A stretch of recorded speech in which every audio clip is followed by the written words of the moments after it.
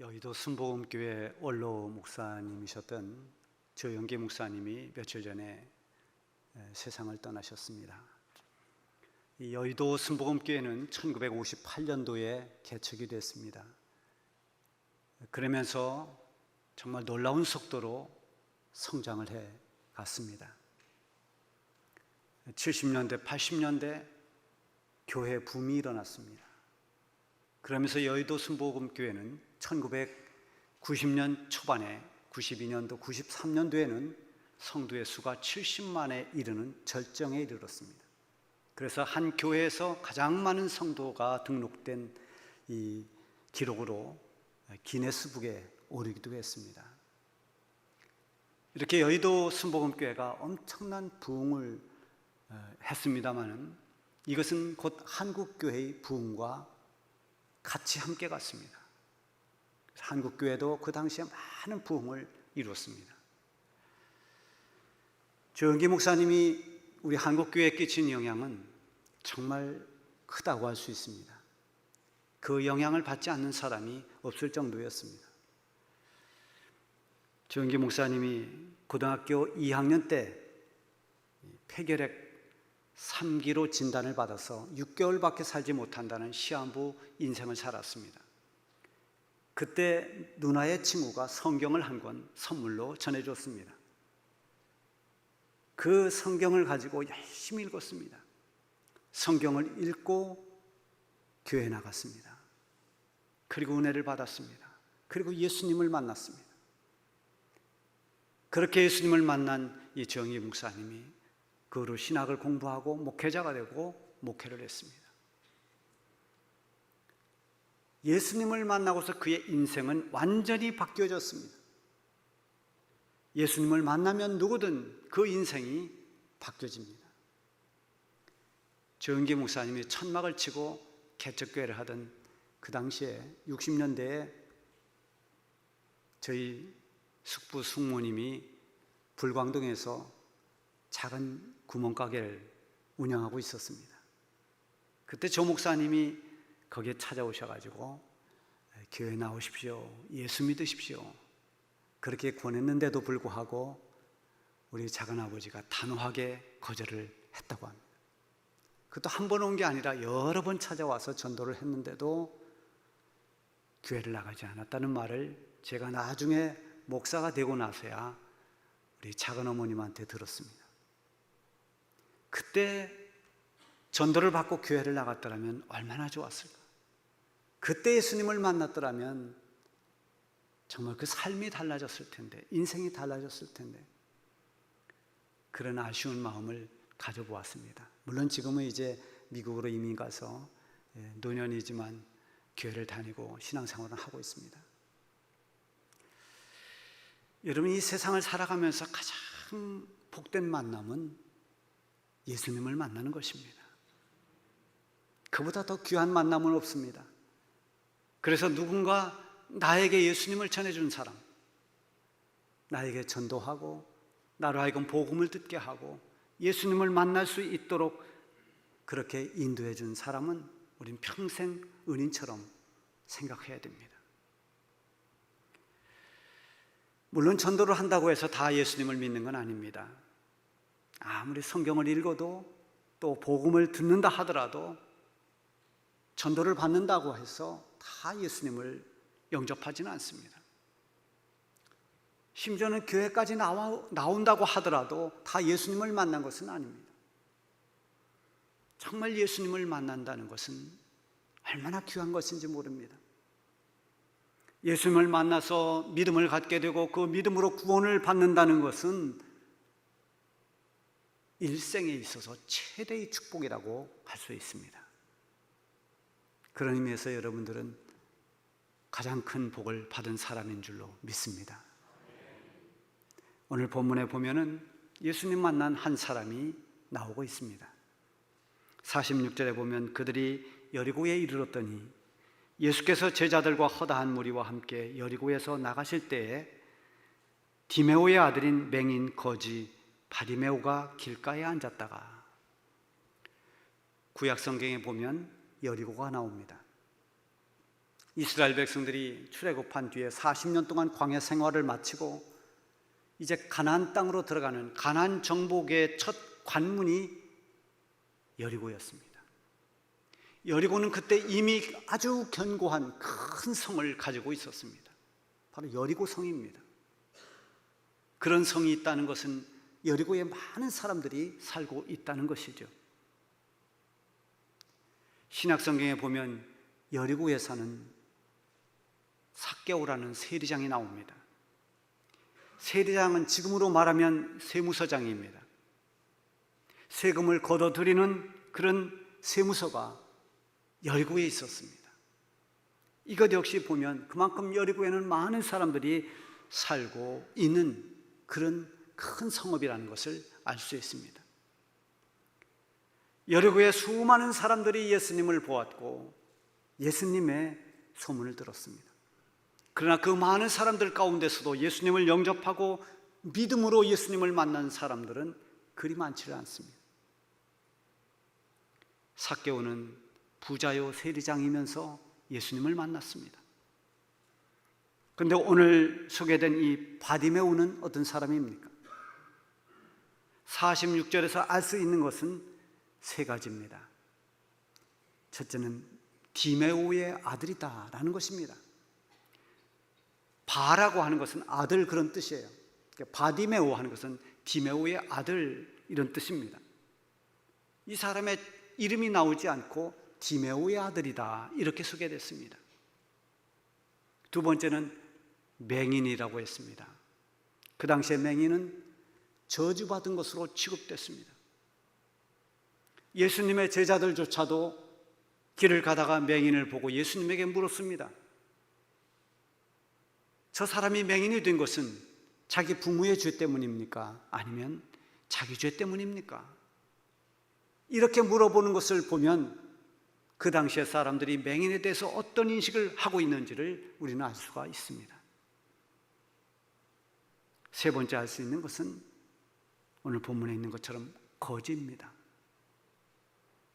거지는 안전한 거주지가 없습니다. 먹을 것이 부족합니다. 아마도 맹인으로 살다 보니까 자연스럽게 거린이 되었을 것입니다. 아무것도 가진 것이 없어서 지나가는 사람들에게 구걸할 수밖에 없는 그런 신세의 사람입니다. 이런 사람이 예수님을 만났습니다. 예수님을 만나서 고침을 받고 구원을 얻었습니다. 바디메오는 자기 이름도 없고 가진 것도 없고 아무것도 볼 수 없는 흑암 속에서 살았던 그런 사람입니다. 그러나 그 사람은 결코 불쌍한 사람이 아닙니다. 왜냐하면 그가 예수님을 만남으로써 그 삶이 달라졌기 때문입니다. 오히려 그는 복된 사람이라고 할 수가 있습니다. 그래서 저는 오늘 설교 제목을 복된 사람 바디메오 이렇게 정했습니다. 그러면 이 바디메오가 어떻게 예수님을 만나고 복된 사람이 되었는지를 오늘 본문을 통해서 함께 나눠보려고 합니다. 먼저 바디메오는 예수님을 만날 수 있는 목마른 영혼이었습니다. 물을 가장 달게 마실 수 있는 사람은 갈증으로 목이 타는 사람입니다.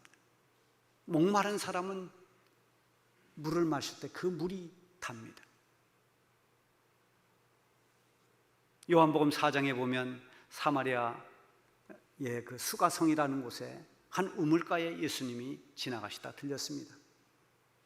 아마도 목이 말라서 그 여인에게 물을 달라고 그렇게 여인과 만나게 됩니다. 이런저런 대화를 하다가 예수님께서 이런 말씀을 하셨습니다. 네가 만일 하나님의 선물과 또 내게 물 좀 달라 하는 이가 누구인 줄 알았더라면 네가 그에게 구하였을 것이요 그가 너에게 생수를 주었을 것이다. 예수님이 생명의 물을 주었을 것이라고 말씀하십니다. 영혼이 목마른 사람들은 예수님을 찾게 됩니다. 이 시편 42편 1절에 보면은 하나님이여 사슴이 시냇물을 찾기에 갈급함 같이 내 영혼이 주를 찾기에 갈급하니이다. 주님을 찾기에 갈급한 사람, 이런 사람이 영혼이 목마른 사람입니다. 여리고에 살고 있는 많은 사람들이 예수님에 대한 소문을 들었을 것입니다. 지금은 SNS가 발달돼서 저 지구촌 먼 나라의 이야기들도 우리가 안방에서 다 볼 수 있습니다. 그러나 그 당시에는 그런 것들이 발달되지 않았습니다.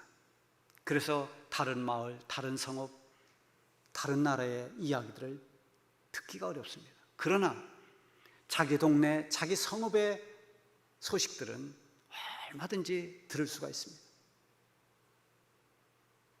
이렇게 소문이 퍼져나갈 수 있는 여인들이 모이는 우물가가 있었습니다. 거기서 여인들이 모이면 이런저런 이야기들을 합니다. 또 사람들이 가장 많이 모일 수 있는 장터가 있습니다. 장터에서 이 사람 저 사람을 만납니다. 만나면 그동안에 있었던 일들, 여러 가지 소문들을 거기에서 다 서로 나눕니다.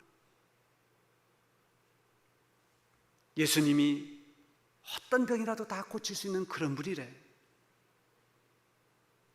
예수님은 우리를 구원해 주시기 위해서 온 메시아, 그분이 바로 예수님이래.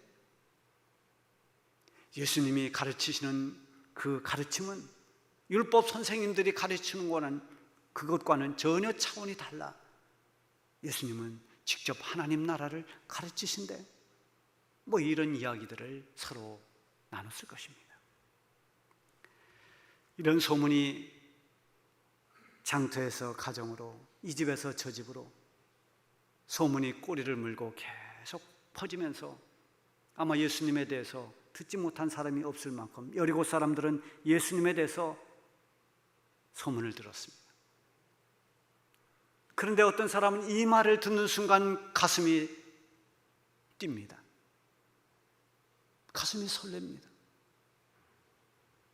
그 사람이 바로 목마른 영혼입니다. 그 중에 삭개오가 있었고 오늘 본문에 나오는 바디메오가 있었습니다. 우리가 지금 예수님을 믿고 있습니다. 예수 믿고 그리스도인이 된 것도 마찬가지입니다. 우리는 그저 귀로 흘려보내면서 예수님에 대해서 그렇게 들었더라면, 그냥 눈으로만 성경을 보았더라면, 그렇다면 우리는 결코 예수님을 만나지 못합니다. 이런 방법 저런 방법으로 우리가 예수님에 대해서 들었지만 우리는 귀로 듣는 것으로 끝나지 않고 눈으로 보는 것으로 끝나지 않았습니다. 복음을 들었을 때 예수님이 우리의 구원자라고, 그분이 우리를 위해 십자가를 지시고 우리를 위해 부활하셨다고, 누구든지 예수님을 믿으면 구원받는다는 이 복음을 들었을 때 우리의 가슴이 뛰었습니다. 예수님을 만나보고 싶고, 예수님을 알고 싶고, 예수님을 믿고 싶은 생각이 들었습니다. 그랬던 사람들이 예수님을 만나고 그리스도인이 되어서 구원의 감격을 누리는 것입니다. 목마른 영혼은 다른 표현으로 말하면 가난한 심령입니다. 그 마음밭에 주님을 갈구하는 그런 사람입니다.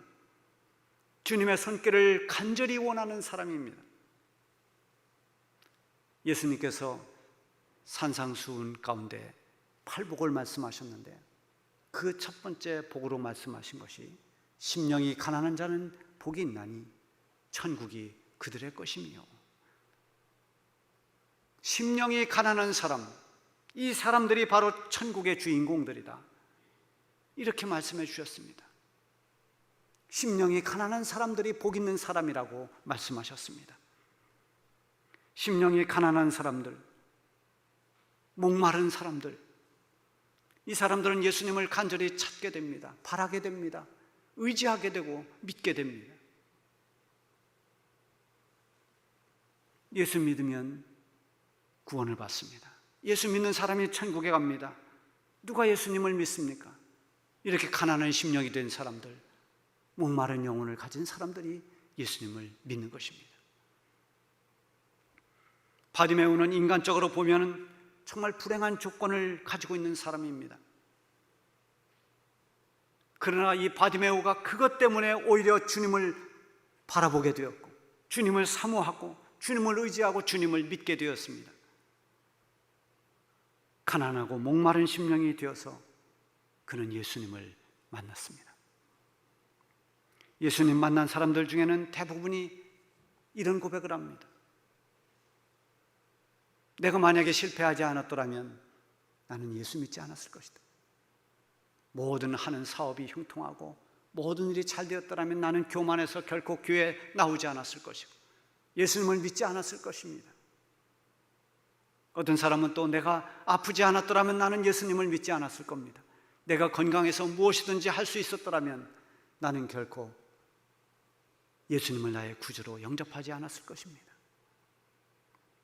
어떤 사람은 너무나 삶이 힘들었기 때문에, 어떤 사람은 외로웠기 때문에, 지고 가는 인생의 짐이 너무나 무거웠기 때문에 다 이렇게 가난한 심령, 목마른 영혼들이 예수님을 만났습니다. 목마름으로 인해서 생수 되신 예수님을 만난 사람들, 이 사람들이 복된 사람들인 것입니다. 요한복음 7장 37절에 보면 명절 끝날 곧 큰 날에 예수께서 서서 외쳐 이르시되 누구든지 목마르거든 내게로 와서 마시라. 명절에는 먹을 게 많습니다. 배고팠던 사람들도 음식을 먹고 목이 말랐던 사람들도 마실 것을 마십니다. 그런 명절 끝에 누구든지 목이 마르면 내게로 와서 마시라고 말씀하십니다. 목마른 영혼은 어떤 육체의 갈증을 말하는 것이 아닙니다. 주님을 사모하는 사람입니다. 하나님 나라를 사모하는 사람입니다. 세리장이 되었든 거지가 되었든 누구든지 예수님께 나아가서 예수님을 영접하는 사람, 그 사람에게는 주님이 주시는 구원의 은혜를 받게 되는 것입니다. 그 은혜를 입은 사람들이 바로 복 있는 사람입니다.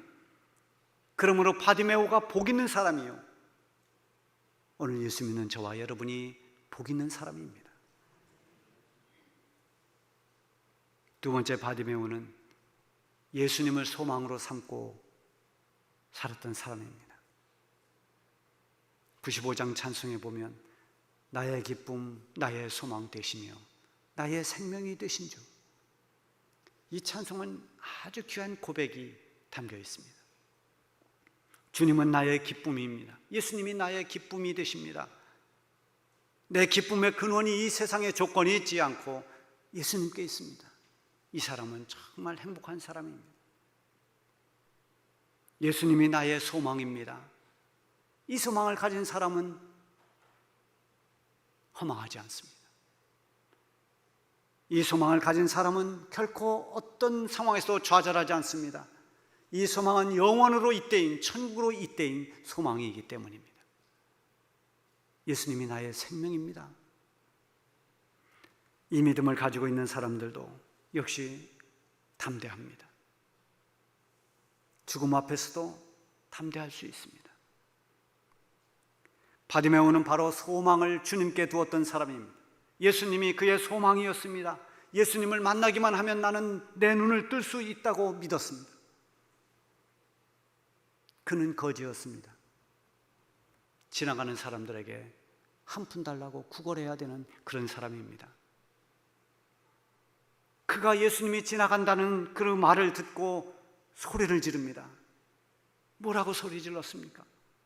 한 푼 줍쇼가 아닙니다. 다윗의 자손 예수여, 나를 불쌍히 여기소서. 돈이나 먹을 것을 달라고 그렇게 외치지 않았습니다. 나를 불쌍히 여겨달라고 그렇게 소리칩니다. 맹인에게 불쌍히 여기고 긍휼을 베푸는 것은 무엇입니까? 보지 못하는 그의 눈을 여는 것입니다. 이것은 상식적으로 불가능한 일입니다. 이성적으로 안 되는 일입니다. 사람이 할 수 없는 일입니다. 그러나 바디메오는 예수님을 다윗의 자손이라고 부릅니다. 예언의 말씀, 구약의 말씀에 보면 장차 올 메시아는 다윗의 자손으로 오신다고 약속되어 있습니다. 예수님을 다윗의 자손이라고 하는 것은 당신은 메시아십니다. 당신은 구원자이십니다. 이런 의미입니다. 다윗의 자손 예수님, 나를 불쌍히 여겨주십시오. 이 말을 다른 말로 말한다면 나의 구원자 되신 예수님, 내 눈을 뜨게 해주십시오. 내 눈을 고쳐주십시오. 이런 말입니다. 바디메오에게 이런 믿음이 있었기에 그는 예수님 만나기를 그렇게 소원했고 예수님께 소망을 두고 살았었던 것입니다.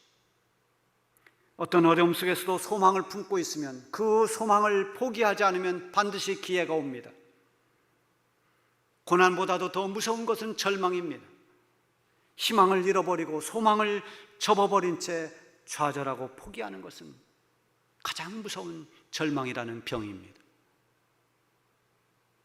바디메오는 언제이든 내가 예수님을 만나면 된다는 그런 소망을 품고 살았습니다.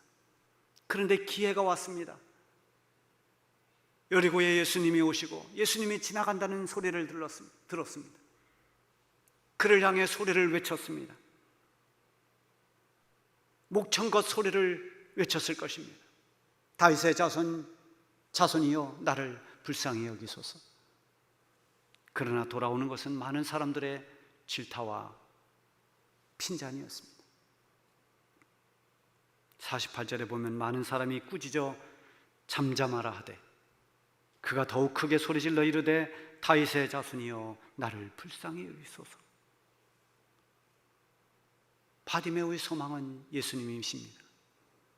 예수님이 눈앞에 지금 지나가시는데 그 기회를 놓칠 수가 없습니다. 어떤 핀잔도 어떤 욕설도 다 감내할 수 있습니다. 그것이 문제되지 않습니다. 그것 때문에 포기할 수가 없습니다. 오히려 더 큰 소리로 주님을 외쳤습니다. 예수님은 바디메오의 그 부르짖는 소리를 들으셨습니다.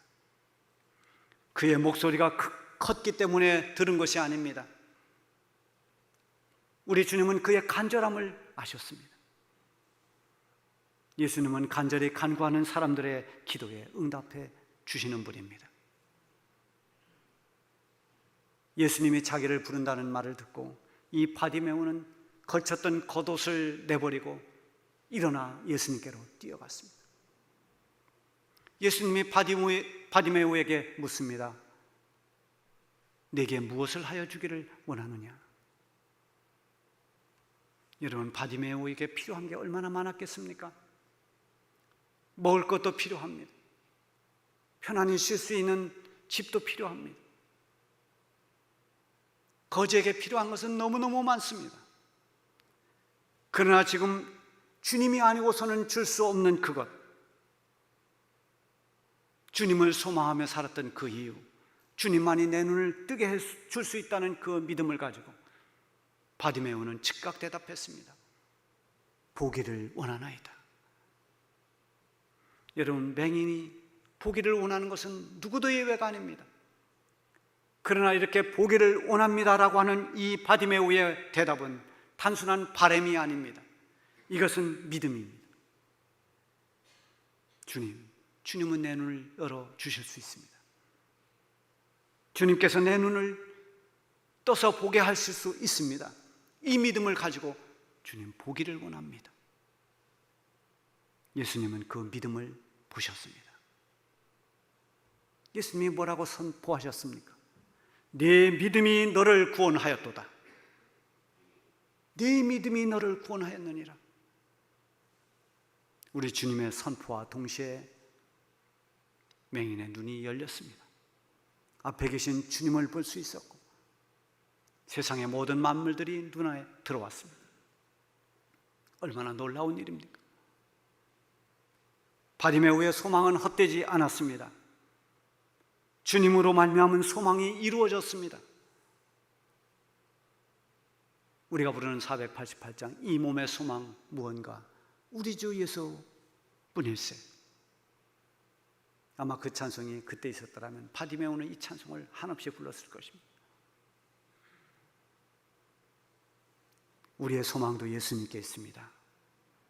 예수님을 소망으로 삼는 사람, 바디메오도 우리도 예수님이 소망인 그 사람은 복 있는 사람입니다. 끝으로 바디메오는 눈을 뜨는 기적으로 끝나지 않고 예수님을 따르는 사람이 되었습니다. 52절에 보면 예수께서 이르시되 가라, 네 믿음이 너를 구원하였느니라 하시니 그가 곧 보게 되어 예수를 길에서 따르니라. 수많은 사람들이 예수님의 기적을 보았습니다. 베세다 들판에서는 5,000명이 넘는 엄청난 사람들이 예수님의 오병이어의 기적을 체험했습니다. 그 사람들이 모두 기적의 떡을 먹었습니다. 그러나 그 기적이 끝나고 난 뒤에 사람들은 예수님을 떠나갔습니다. 기적은 그저 기적으로 끝나고 말았습니다. 병 고친 것이 목적이었던 사람은 고침받은 것으로 끝을 냈고, 배고픈 사람이 먹기를 원했던 사람들은 먹는 것으로 끝을 냈습니다. 이렇게 많은 사람들이 예수님을 다 떠나갈 때 예수님은 12 제자에게 물어봅니다. 너희도 가려느냐? 그만큼 많은 사람들이 자기 목적을 이루고는 다 예수님을 떠났기 때문입니다. 바디메오는 예수님으로 인해서 눈을 떴습니다. 그렇게 원하던 소원이 이루어졌습니다. 밝은 세상을 보았습니다. 제정신이 아니었을 것입니다. 얼마나 기뻤겠습니까? 그러나 정말 바디메오가 복된 사람이 된 것은 그가 이런 눈이 뜨여지는 맹인이 세상을 볼 수 있는 이 기적의 경험 때문이 아니라 그가 예수님을 믿고 예수님을 따랐다는 것입니다. 우리는 지금 전염병 시대를 살면서 여러 가지로 복잡합니다. 어수선합니다. 예수님을 멀리하는 사람들도 점점 많아지고 있습니다. 심지어 예수님을 떠나는 사람들도 있습니다. 진정한 그리스도인들은 끝까지 예수님을 따르는 사람들입니다. 믿음으로 산다라고 하는 것은 결국 예수님을 믿고 따르는 것입니다. 어떤 상황에서도 예수님을 따르는 사람, 그 사람이 복된 사람입니다. 예수님을 따르는 바로 그 길이 생명의 길이요 구원의 길이기 때문입니다. 여러분, 바디메오는 아무것도 내세울 것이 없는 사람이었습니다. 이 세상의 모든 불리한 조건을 가지고 있는 거린이요 맹인이었습니다. 그러나 그것이 그를 불행하게 하지 않았습니다. 오히려 그런 조건으로 인해서 그는 복 있는 사람이 되었습니다. 그런 조건 때문에 예수님을 만났습니다. 우리에게 주어진 조건이 여러 가지 힘들고 열악하다 하더라도 결코 낙심하지 않기를 바랍니다. 우리에게는 주님이 계십니다. 주님을 사모하는 사람, 목마른 영으로 주님을 늘 가까이 하는 사람, 주님으로 소망을 찾고 주님을 소망으로 삼고 어떤 환경에서도 주님을 따르는 사람, 이 사람이 주님 보시기에 가장 복 있는 사람이라는 이 진리를 여러분 잊지 않고 살아가시기를 바랍니다.